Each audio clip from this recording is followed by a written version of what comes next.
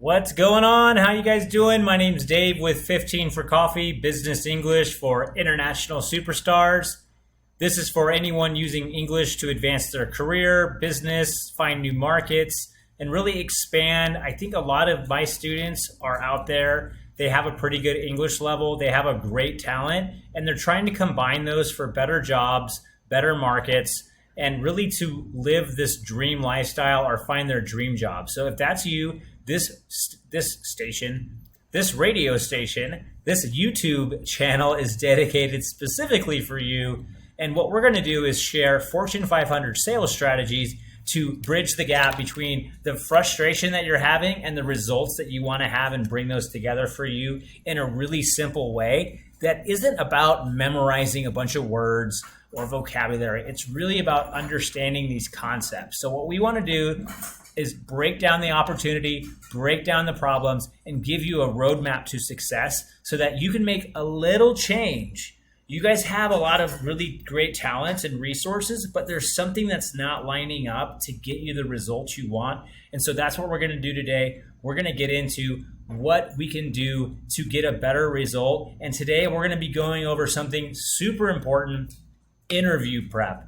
I think interviewing is one of the hardest things to do in the professional environment. And we're going to break it down into a way that's simple so that you become an expert at interviewing and you can handle an interview. But not only that, you can differentiate yourself, set yourself apart, and be the top of the pack, the top of the pool of applicants, even against native English speakers. So today, I want to give you a roadmap to success for interviewing in English so that you nail that next job. Sounds good? Let's get into it. Let's talk a little bit about, again, if you're new to the channel, the internet. This is huge. 52.1% of the internet is in English. Next, you have Spanish at 5.5, German 4.8, Russian 4.5. So if you add English, you're 10 timing your exposure here. That's huge. If you want a broader market, social media is online. If you want more remote jobs, online.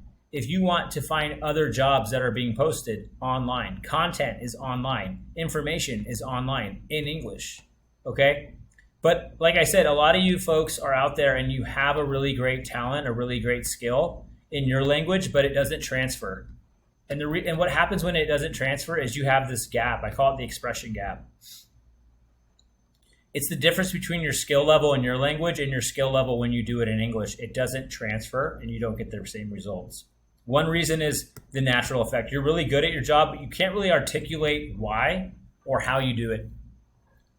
You may be unconsciously competent in your job, okay? Another reason is most people learn this way. They learn English in social settings, and then they try to use it in a business situation, and it doesn't work because social situations are just different than business situations.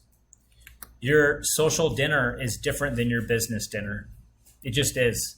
There might be things that are important that happen, but when you look at it, it's a different situation.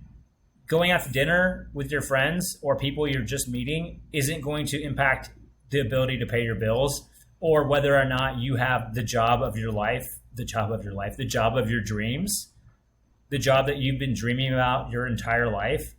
That's going to have a way different pressure. So we need a different type of English that goes with that, okay?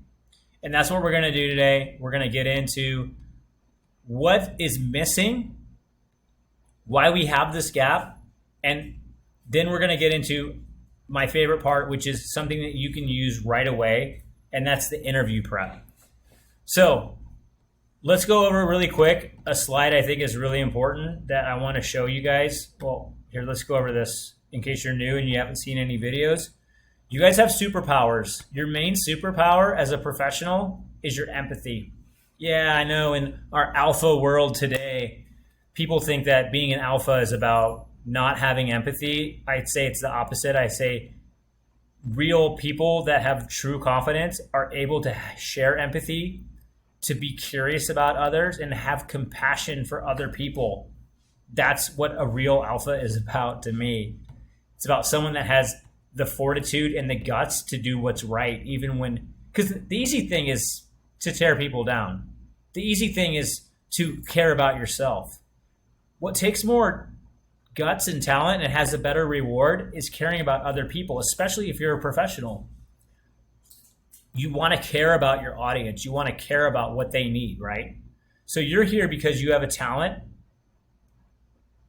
you have English, and that is the recipe for success. I mean, we looked at that earlier. Like back in the day, you needed to live in the country that spoke English to access those markets, right? The US is the largest economy in the world. Back in the day, you had to live in the US.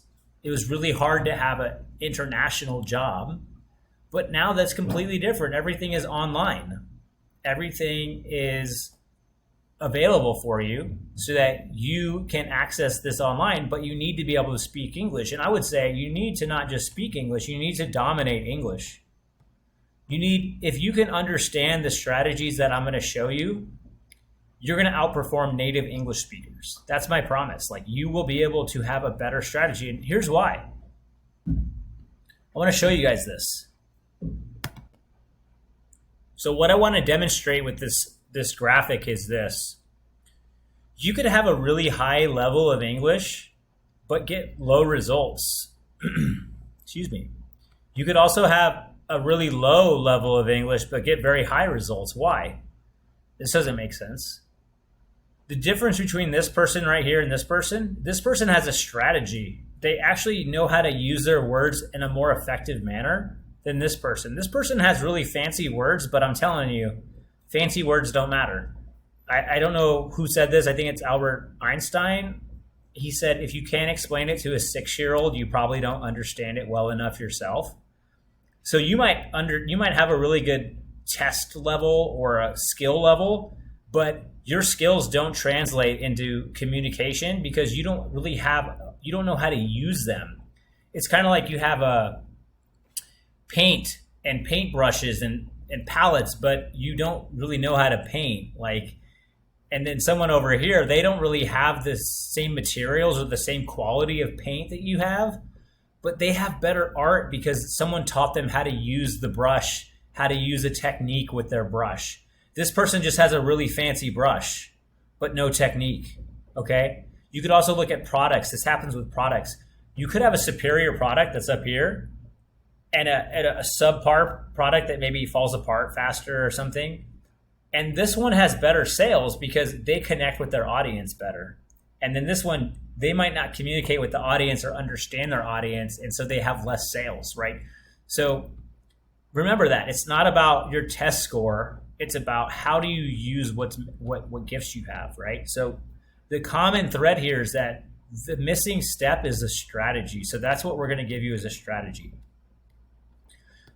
Reframe your thinking. It's not about getting more vocabulary. It's not about having better level. Yes, that's important, but what's going to move the dial is your ability to increase your effectiveness as fast as possible. It's about speed. Why spend the next year trying to, learn more vocabulary when I can spend the next 15 minutes learning a strategy or a mindset that's going to help me improve my effectiveness immediately? So tomorrow or Monday when you have that meeting, and you can prep over the weekend, and then Monday when it comes around, you're ready to go. You're ready to go. So that's the game plan. Today we're going to get into interview prep. Oh man, interviews. And I'll tell you why interviews are so stressful. One is that there's a lot of pressure. There's a lot riding on the interview. Another reason why is because there's so much that goes into an interview and preparing for an interview that you really need to take a lot of time and get ready to answer specific questions. And I'm going to give you a lot of tips here. Excuse me. This could be a little bit longer of a video just because, but what I'll probably do is just go through this high level. And then if you guys want, I can make another video on this that's a little more detailed. But here's the overall view of this interview prep. First of all, before you even create your resume or submit your resume, you really want to research the company. And the reason I say you want to do this before you submit your resume is because each application, each resume should be very specific for that job. So what I want to do is I want to research. Do I know who I might be working for? Let's research them. LinkedIn, Facebook, online, anything I can find. The business, the company, the job description, obviously. I want to pull words from the job description that they use a lot. I want to understand the way they speak. I want to go to their mission and values page. I want to understand what their values are so I can find and look at my value prop, video number 2, and I can understand from that, I know my values, and now I can align my values with their values. I can align my story with their story and my future with their future, okay? Then if I find a job I want and I like the company and I think it would be a good fit, I make my resume. Maybe you have a template already, but that very top part, you're going to want to make that really specific. You're going to want to create alignment on about you or your goal with their goal, okay? So you want to update that resume, submit the resume. The next part, I think, is the most time intensive, and it takes a lot of self-reflection. But again, if you went through the value proposition, this is going to be a lot easier. If you understand your Ikigai, which is your video number 6, you're going to understand this a lot easier. It's going to make it way easier so that if you do those foundational steps in video 2 and video 6, this is going to be a lot easier when you go to prep for an interview. I really like this guy. His name is Don Georgievich. You can find him on YouTube. He does interview prep questions, and they're really great. Tell me about yourself. Tell me about your biggest weakness, your strength. Tell me about a time you handled a difficult situation. So we want to prepare for all these conversations that they're going to have with us. All right. So we want to think about, why are they asking us these questions? Why would an interviewer ask me what my biggest weakness is, right? And the reason is they need to find out a lot about you in a very short amount of time, right? So in order for them to understand who you are and get to know you quickly, they're going to ask you questions that they hope that will reveal your values, your processes, how you react, and really how you handle yourself in a situation. So when they ask about your biggest weakness, what they really want to know is, how do you overcome difficulty? How do you take something you're not good at and turn it into a strength, right? So think about that. Next, after preparing at least 10 questions like that, answers. Now I want to prepare questions for them. And here's the trick. I want to have questions. I want to change my mentality. It's not just them interviewing me. You are interviewing them. You are interviewing them, right? So when they ask you a question and you give them a really good answer, which we can talk about this as well, your answers should also be in the STAR format, especially if you're interviewing in the United States, simply because STAR stands for situation, task, action, result.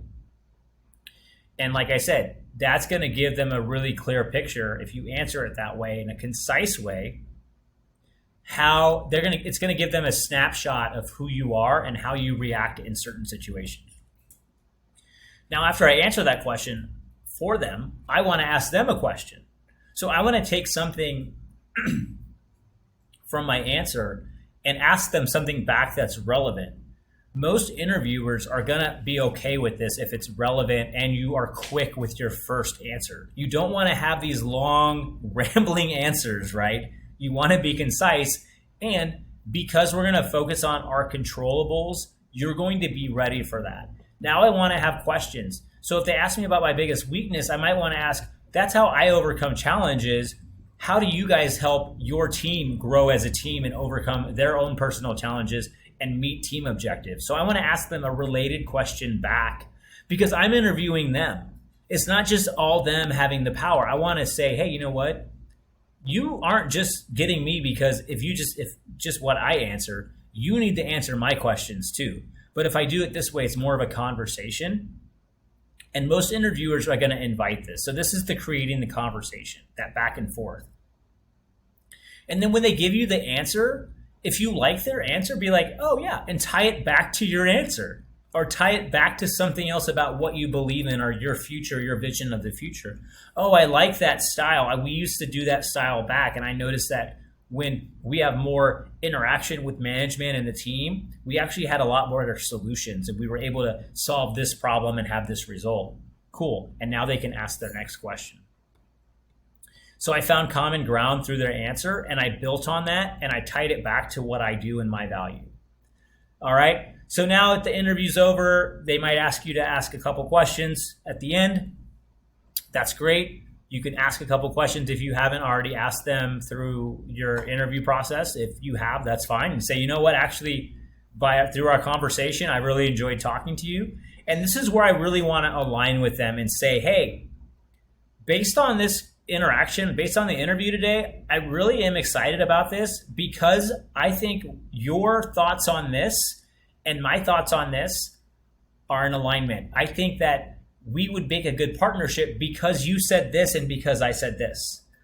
And I would be really excited to hear about next steps. So thank you so much for your time. I appreciate it. And if you had the ability to establish some rapport with them, which rapport is video number 8, the video before this, check that out. If you were able to establish rapport, when you close out, end it on a personal note. Remember, people hire people they like. People buy people they like. People work with people they like.